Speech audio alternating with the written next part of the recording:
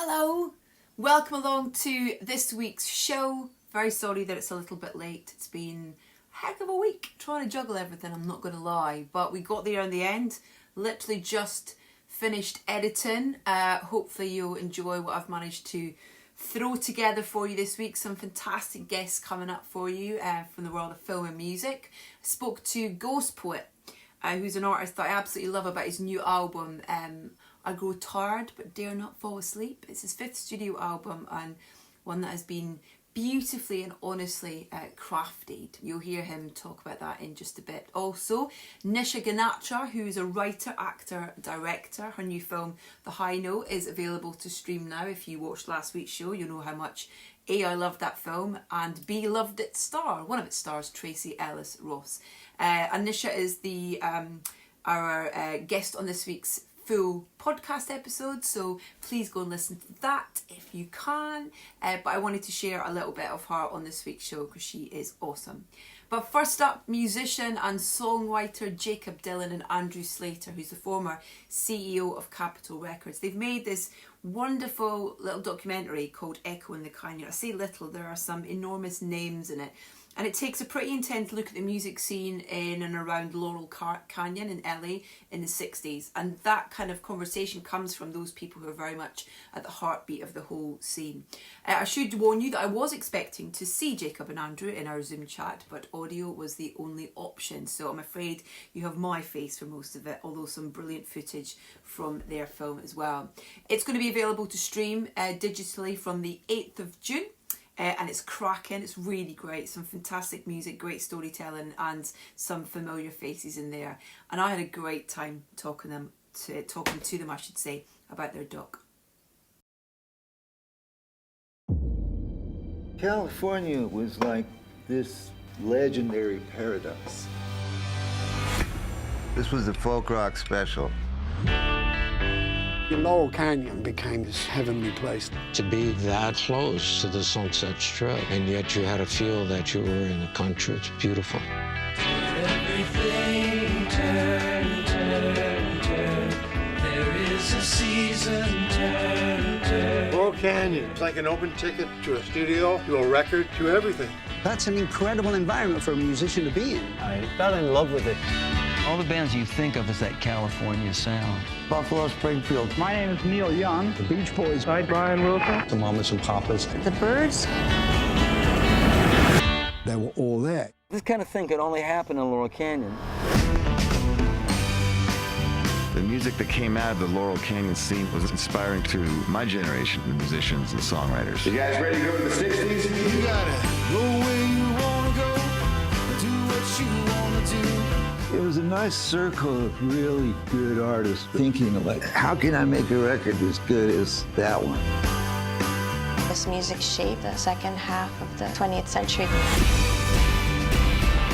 We're all listening to each other's records. You can see the cross-pollination. The Beach Boys were said to be responsible for Sgt. Pepper. They're just the best. Imagine a band influencing the Beatles. Everyone was writing together. You'd go over to someone's house and you always brought your guitar. People would just knock on the door and go, hey, listen to this. Brian lived right down the street from us. The whole living room was full of sand. She said, I know it's crazy, but he's writing some great songs. And he was writing Pet Sounds. These records come all of a sudden like an avalanche, and there's nothing like them before. Music happens at a particular moment in time, and it changes everything going forward. The power of music is undeniable. I truly believe it can change the world.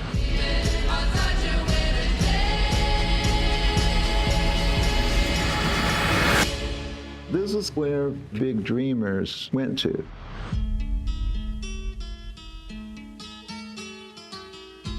Can I ask, first of all, what was the seeds to the idea of this whole project, of kind of really celebrating this scene and this time and these bands? What was it that was the kind of thing of going, we should do something, whether it's an album, a film, a concert? What was the starting point? Well, I think for us, you know, it came at a time when we were sort of in a period of like transition. Jacob had just done several tours and albums, and I had left a job I had at the Capitol, which we will call fired, and we were looking just for a project to do, but not with any kind of immediate determination. And we saw this film called Model Shop, which was the random viewing on the Turner Classic Movies, and for some reason that film, which we had never seen,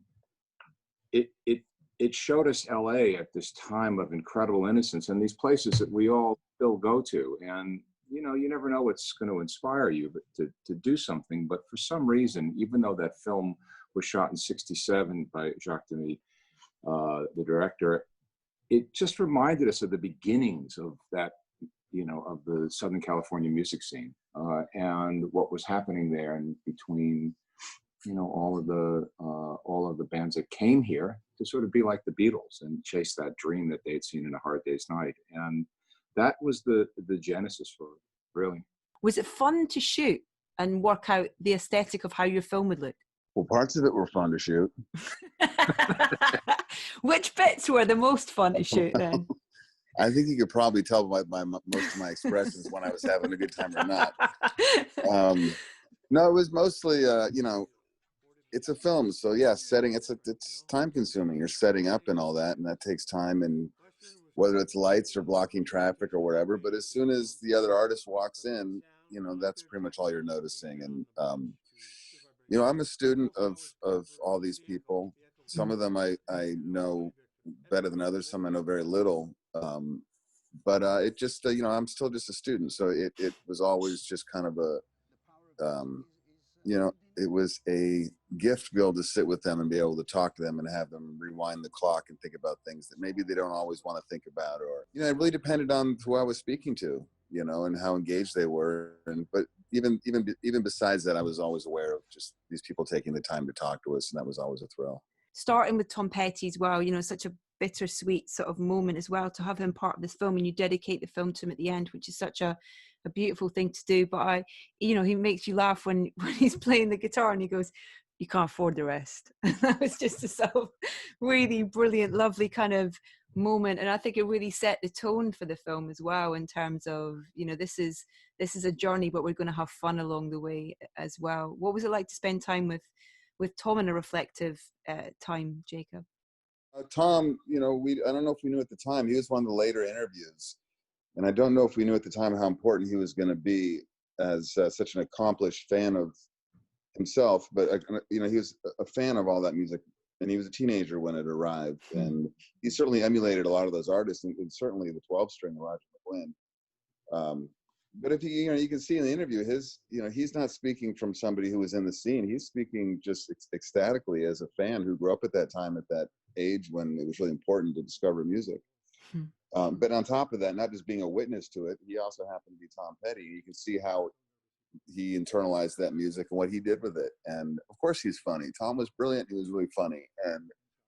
But his enthusiasm for that music remained, I think, much like a teenager. I mean, he was critical a lot of it too, but I think he was aware of the impact of it, and it moved him greatly. And I don't know if when we sat with him, we knew how important that was going to be, because it just turned out to be that way. When he spoke so enthusiastically, like such a fan, and it just happened to be odd that it was Tom Petty talking about it. Legendary Paradise. This was a folk rock special. It was one of the later moments we had, and Tom was obviously very special. And we knew at the moment that he showed up that it was really crucial that he join us. Amazing. Thank you so much for your time, and congratulations again on the film. It's a real treat to chat to you. Jacob, Andrew, thank you so much, guys. Right on. Thank you. Take care. Bye. Thank you so much. Bye, guys. Jacob Dylan and Andrew Slater talking about Echo in the Canyon.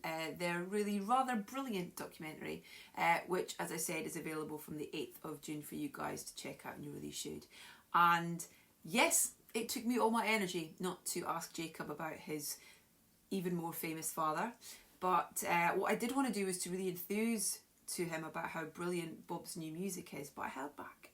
Now you can hear our extended chat with Jacob and Andrew on next week's podcast with all the music weaved in as well. So they're going to be next week's guest on the podcast. This week's guest, which you can listen to now on all your usual podcast streaming platforms, is the director of The High Note, which is available to watch now. She is Nisha Ganatra, and she's created some brilliant work both on the small screen and the big screen. Over the past few years, she's worked on things like Girls, Mr. Robot, Transparent. Her last film was the brilliant Late Night with Mindy Kaling and Emma Thompson, and she was great to catch up with. And she's one of those people who has a wonderfully kind of, I don't know, one of those people who smiles without even smiling. I loved hanging out with her, and I loved her film. This is Nisha Ganatra. Listen, congratulations on the film. It is absolutely brilliant.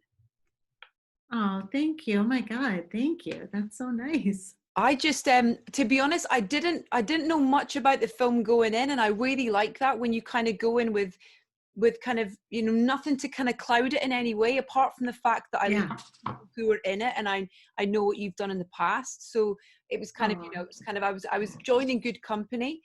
Okay. And oh my God, it's got everything in it.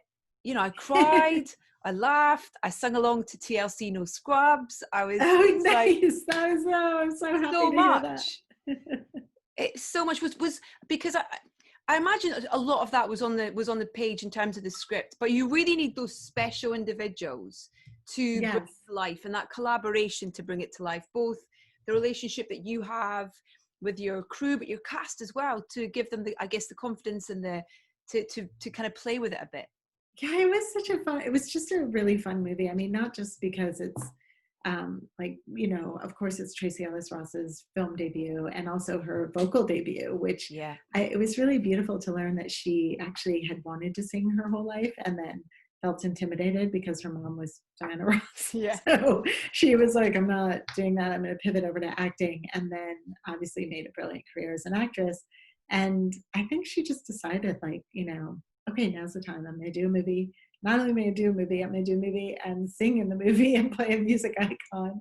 So to me, it was just this beautiful story of, you know, not only just like how fun it is to be in our industry. Like, you see these music movies and they're always like a little bit depressing sometimes, like the addiction, or then they, you know, go into death and depressing and it gets very serious. And I was like, but it's fun too. It's really fun to be a musician. It's really fun to be in the arts. It's really like a beautiful industry. And so it really, when I read Flora's script and it had these two women and it was really funny and very moving, and it just felt like, oh, you know, this is a fresh take on the assistant icon dynamic. Yeah. And then also for me, like with Dakota's character Maggie, to really find this woman that wanted to be a producer, because I feel like young women are always told, like, you want to be in front of the camera, you want to be on stage, you want to get the followers, you want to get the likes. And this was like, I always felt like, no, you want to be a part of the creative process. That's what you want. Like, that's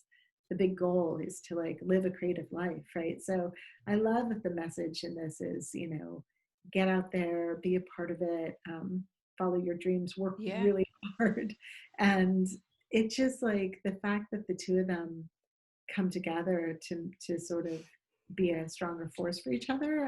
I'm always a fan of movies where it's like, you know, women can support each other, or we could be each other's worst enemies. And I really love when it's like, hey, to try to support each other. Yeah. We got enough enemies. Like, we don't need to really hold each other back. There's room at the table for everyone. Yeah, I think that's what one of the many things I loved about it was that kind of female perspective and empowerment that kind of came out of it on so many levels, you know, in terms of how it's almost kind of, if you open yourself up to actually listening to that person, whoever it may be, it's amazing what you can take from that situation. And, you know, and with Tracee's character, you know, it obviously takes her a bit of time to actually realize that she needs to listen. And she has, you know, this person right next to her who's hugely influential. And I love that dynamic. Those two are fantastic on screen together. Oh my God. They really have a good chemistry. It's true. And so does Kelvin. Kelvin Harrison Jr. comes on there and just lights up the whole screen with all of them. And Ice Cube comes and steals the show Yeah. every time he's in there. Oh. It's just like, There but are you some see- great lines in there as well. Right? What was Oh it? my Who the hell do you God. think you are, Missy Elliott? And then there was another one as well. Oh, one of my favorite lines is, I opened the Adele basket. Yes, I'm so glad you caught that. there's so many little you know, I am I've been part of the music industry for a long time. As a DJ at Radio 1 for a very long time, and I got a lot of friends, and weirdly my friend runs a label that Adele's on and things, so it's kind of, it's really and there's so many. She's like the nicest person in the world. So isn't nice. She? Yeah, so nice. But there's so we many had little... a joke, it didn't make it into the movie, where the card and the gift basket from Adele says, "I'm so sorry I stepped on your foot. Please forgive me." It's like she sends this huge basket to Grace Davis. And it's just, we just had so much fun with the music That's industry. what, it feels so true though. That's what's great about it, in terms of, it feels like it's been written by someone who really has a bit of an insight into that world, because there's a real love of music, you know, as a kind of thread throughout it as well, obviously with Maggie's character and with her dad and that relationship and stuff, but there's even like with that conversation about the Springsteen album, you know, kind of Wrecking Ball versus Thunder Road and all that kind of stuff. There's a real purity of love of music as part of the narrative from the script. For sure. Flora Greason wrote this beautiful script that is just I'm so glad you said it. It's just an ode to, like, you know, talent and the beauty of music. And really the first thing I did when I read it was I made a playlist and played the music in order of the songs that were in the movie to see how they supported each scene. And she just really is that, like, she is incredibly thoughtful. She's from a different era, it feels like, even though she's 28 years old. And she just wrote this love song to these hits and these women and this music and this time. And it really comes through. What took Tracee so long to do her first film and to kind of show off that vocal talent that she's got as well? I know I watched her do a little Instagram live thing the other night where she was playing her track for the first time. It was so sweet. You know, you can tell how excited she was. This is something she's wanted really for her entire life. What do you think persuaded her that this was the right project to do that with?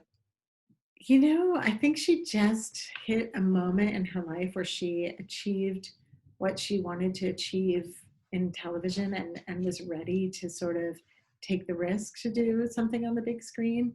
I'm surprised and thrilled that she picked a part where she would be singing so much. But really, I think she's just one of those artists that when she sets her mind to it, she does it, you know, she's sort of single focus and gets it done. But there was this amazing young woman named Sarah Aarons, who was our songwriter, who when we were picking the songs for the movie, she came through. She sort of had every hit song on the radio. And I met her and she gave me like 3 demos and I listened to them and I was like, I love all of them. And then I said, I also am looking for a song that, you know, Grace Davis may have written at this period of time. And she went home that night and the next day said, oh, I wrote something here. What do you think of this? And I was like, great, that's the song. So suddenly it became the sound of the movie was really her. I really heard her as Maggie's producer voice. And so Sarah brought to it this fantastic high quality music, and Rodney Jerkins, of course, our music producer, who's a legend. He really could bring out in Tracee this this voice. Like, I think he said to her, you know, because we hadn't heard Tracee sing when we cast her, and so Rodney and I went to the studio. I mean, what if she'd been awful? If she had been awful, I would have had her lip sync, because she's still a brilliant actress.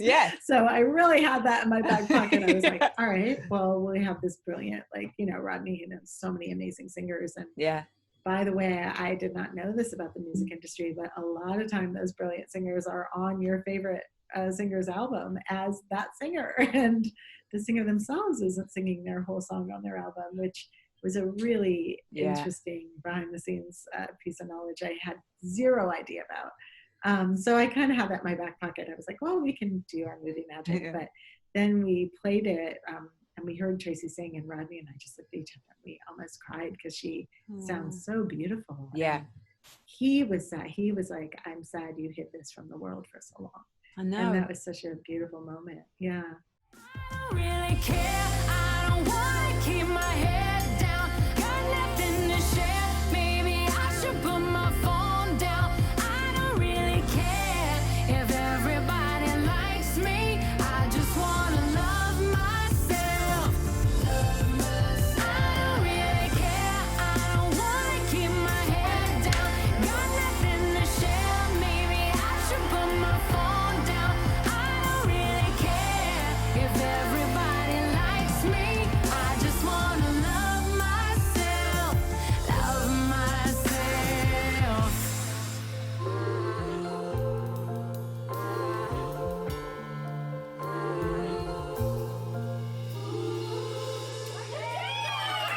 That's all right. You can kind of understand though, can't you, when your mum's Diana Ross, that you're kind of, you know, it's like, yeah, I can sing, but my mum, you know, I can totally understand why she felt slightly apprehensive about it. But I think that, oh my God, I hope she must be so proud of her, you know, to the fact that she's this kind of double whammy that she's done and she's delivered. Oh my God. I have to say, like, in prep, we went to a Diana Ross concert together, me, the producer, the writer, a couple of the actors, and Tracee. And I was just watching Tracee watch her mom, watching Tracee watch her mom. And just to understand, when you see Tracee in the audience singing along to her mom on stage in a concert, you understand the entire dynamic there, you know, and what her childhood was like, and her unique perspective on what it's like to be a music icon, and how she could bring that to the role in a way no other actress could, you know. Well, listen, I have to let you go, I'm afraid, but what a treat to chat to you, and congratulations. It was such a pleasure chatting to you. Congratulations on the film again. I really thought it was fantastic. I'm really excited to see what's next, and I really hope that Tracee, when we're allowed out, Tracee's going to like go and perform these songs somewhere, so we can like go and sing along and cheer and clap for her, and our mum can be watching her sing. Oh my God, that's such a good idea. We should just do like the High Note musical tour and have her just singing everything. Yeah. That would be so, you know, when she sang it live on Instagram, her mom was on the feed. So like suddenly you're watching her about to play her song and you see the Diana Ross and it says, "Mom's here." And we were all like, oh my God, what's happening? And then I got really nervous for her. She did great. But her she mom did was great so well. sweet. She was like, "I love you, honey. I'm so proud of you." And it was so moving. I'm slightly, we were supposed to have, I live not that far from Glastonbury, and so we were supposed Diana was supposed to be playing Glastonbury this year, which has been, had to be cancelled obviously because of the COVID and stuff as well. But, Lady Sings the Blues is one of the first films that I remember watching and just blown away by her in that film and her portrayal of that, you know, another iconic female artist. But I could talk for hours about it, but you're such a fan. This is so amazing. You're so knowledgeable, and you obviously love what you do. I do. I love it. And I hope when you come across next time, we can do this face to face and talk some more. That. So great to chat to you, Nisha. Have a great day. Take care. Thank you so much for your time. Thank you so much for having me. Take care. Bye-bye. Bye. Nisha Ganatra there. Don't forget you can listen to her episode of the podcast Soundtracking, which is available now from all your usual podcast outlets. So please do go and listen, and don't forget to subscribe and leave us a comment if you can. Also check out The High Note. It's available to stream now, and I love the film. It was just what I needed. Made me laugh a lot. I sung along. I really, really enjoyed it. Now, I've been really enjoying having musicians on this little YouTube show. Groove Armada were great fun. I'm really hoping to have a lot of Marling on, and Orlando Weeks, who've got some great new music that they've been releasing. And I was very lucky to be given some time with Ghostpoet, who's just released his 5th studio album, I Grow Tired But Dare Not Fall Asleep. And Obaro is someone that I've had the chance to chat to over the years, over a number of years, about his projects, and I'm always really excited to hear what he's created. I think he's a really important and exciting voice, both lyrically and musically, and the new album is ace, and I think you get how much I enjoyed the album from this chat. Can you hear me and see me? Yeah, I can hear you and see you. Can you hear me okay? Yeah, I can hear you and I can see you. How you doing? Yeah. Can't complain. Getting on with things. Just got to crack on, haven't we? Yeah. Life is a roller coaster. As the old song used to go. Congratulations on this new record. Oh man, it's incredible. Thanks very much. Thank you.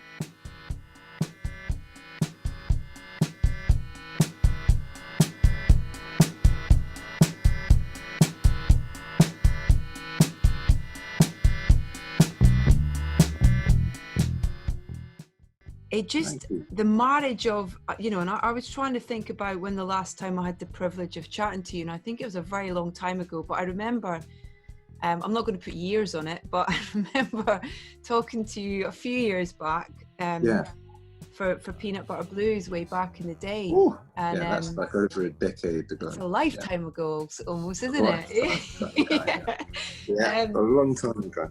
But I remember the kind of the resonance and the connection that I felt with your music and the way that you present melody and lyrics back then, and I feel like now as well you're kind of doing something really different, even though it marries things that I love.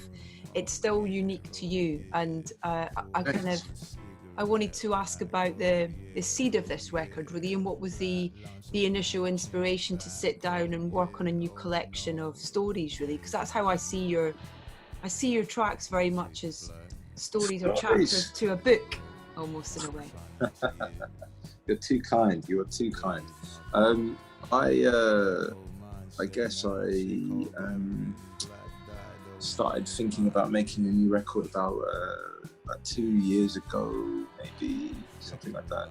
I was living in Margate at the time, and I'd kind of given up music, really. I was working. I opened a coffee shop, stroke bar, stroke radio station, and I was just running that, really. I was doing that for a while. That's my dream.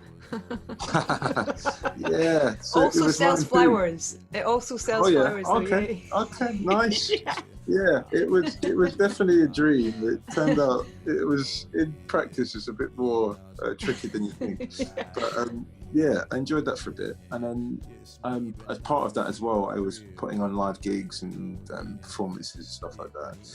And it was a mixture, all these things I'd never done before. I'd never been a barista. I learned to be a barista. I was never a barman, learned to do that. Radio station, I'd done shows before in terms of DJing or whatever what you professionals call it. But that was never think of myself as a professional. That was like the limit to what I'd done in the radio scene. So I just jumped in. We started an internet station. I was producing shows. I was programming shows and stuff like that. And so it was a mixture of things. And it was, the more I was taking on, the less I was thinking about my own music. And what we mentioned, the live aspect. So we started putting on live shows, and it was kind of like experimental, left field artists of sorts. And I just found it so inspiring. Just the opportunity to play live was just so amazing for them, and they had so much passion in what they were doing, despite it not being a day job. And that really, it just made me really think about how far how far I had got up to that point in my own career. And as much as I was quite disillusioned with it all, it felt that those moments made me really feel like, what have I got to complain about? I really need to get back in it. And putting on those gigs really gave me the hunger to want to make my own music again, Particularly with the title track from the album is just like, I've been listening to that on repeat. It's just the energy of it's just brilliant. What comes first? You're talking about you have all these kind of things that you've hummed into your phone or whatever, and then you obviously have these incredible lyrics that go over these melodies and these kind of like guitar, kind of chords that are, being just really attacked and stuff. And what was the kind of, life cycle of that particular song? Well, I could say the same with most of the songs, really. In terms of this album, because I produced it myself, it was a case of working out how best to get the elements I needed for the song, or songs. So I had like a demo of that song. I would have like put down like really rough guitar and very, very rough guitar, bass, and like programmed drums, and had that as a demo. And then with that particular song, we went into the studio, and I've been listening to a lot of, I have for a while now, a lot of Talk's last couple of records, especially the Laughing Stock record. That's really, it's always been a really inspiring record to me. And I was reading the engineer of that particular record, a guy called Phil Brown's biography of his years engineering for all types of artists, and he talked about the Talk sessions, and with those particular albums, they had this idea of going into the studio but just giving each musician a snippet of the idea, and just allow them to develop it in any which way they want. Mm-hmm. And then off the back of that, they'll go through the tapes and start slicing away and just taking the parts that they wanted. I wanted to do that, but I'm a bit more of a control freak, and I wanted it to be more of a case of I'll direct and orchestrate the direction the songs will go in. So Yeah. I with every element, be it drums, bass, guitar, I started them off with the initial idea, and then we just played for hours. Well, they played for hours, and I was just like, okay, I really got that. Let's develop that. Let's go down that road. And I had hours of footage, hours of takes. Mm-hmm. And off the back of that, I then went through it painstakingly with my engineer and just started to like take elements that I really liked, and some of it would have been straight takes that just made sense and that really fitted with the initial energy, and then other parts were just accidents, happy accidents that happened in the studio, like that aggressive guitar in Breaking Cover. That was just Scott and Ben who played on the guitars in that record. I think it was Scott just did that because he was checking some tuning or something like that. And I was like, yeah, that's great, give me a bit more of that. And I just took that and put that within the track, and that just worked. And there's kind of a hypnotic kind of keys thing that goes on at the end, and that was just another guy who I got in, Robert Stillman, who was just like, we set him up with a whole load of synths, and me and him were just jamming away for hours, just tweaking knobs, processing stuff, and that's just an element that I just felt right. It was much longer, and it was like a 10-minute jam, and I had to cut it down to work for that song, but there's lots of elements like that as well, so it's kind of it's like a collage of set ideas and then accidents and stuff like that. Like a musical playground. A musical playground, yeah, for sure. That's definitely how I like to make music. Like I mentioned earlier, I think it's almost a conscious decision not to have a clear idea of the end point. I just want to, I know what I want to achieve, but how to achieve it, there's so many ways you can do that. So, and I think that maybe to my detriment, the fact that I don't really stick to any particular set path, I just kind of make what I want to make, you know.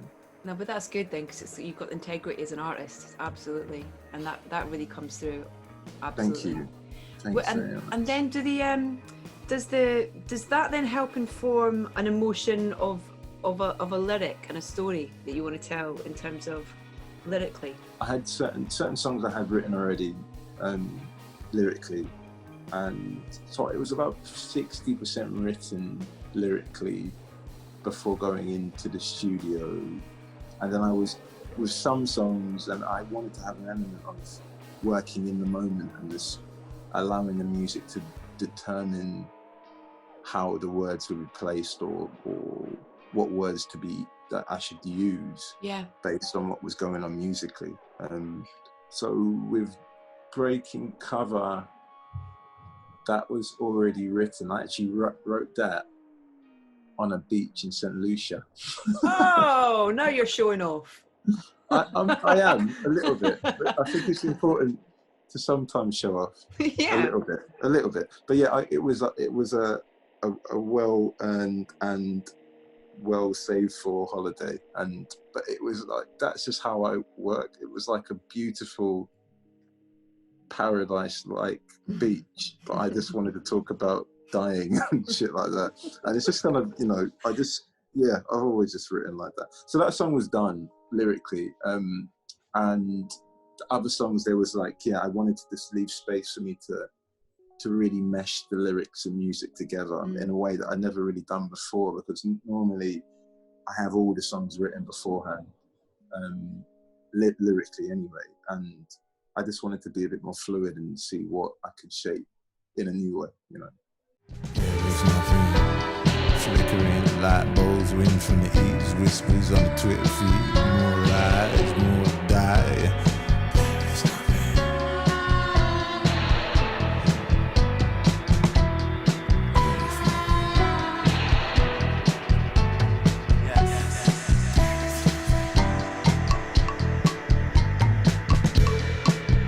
Listen, it's so nice to chat to you, and congratulations again on the record. I think it's brilliant, and and I can't wait till, as I said, we get out the other side and I can come and lose myself watching it live.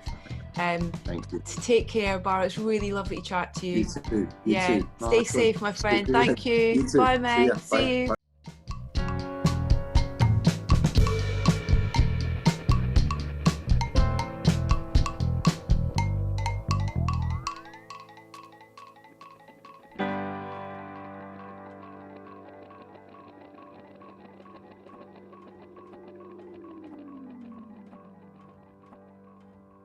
I Go Tired, but Dare Not Fall Asleep is out now. It's such a good album. Thanks so much to Abaro, to Nisha and Jacob and Andrew for their time, and to you guys as well for taking the time to watch my wee show. I hope you're enjoying it. In the meantime, you can head over to your usual podcast provider and download Soundtracking for this week with Nisha in full. And subscribe whilst you're there. It will be Jacob and Andrew next week. They'll be talking at length about Echo in the Canyon with all the music, the great music of all those fantastic artists weaved in amongst the chat. I'll be back with another episode of this little YouTube show next week with none other than Rob Delaney and a few others.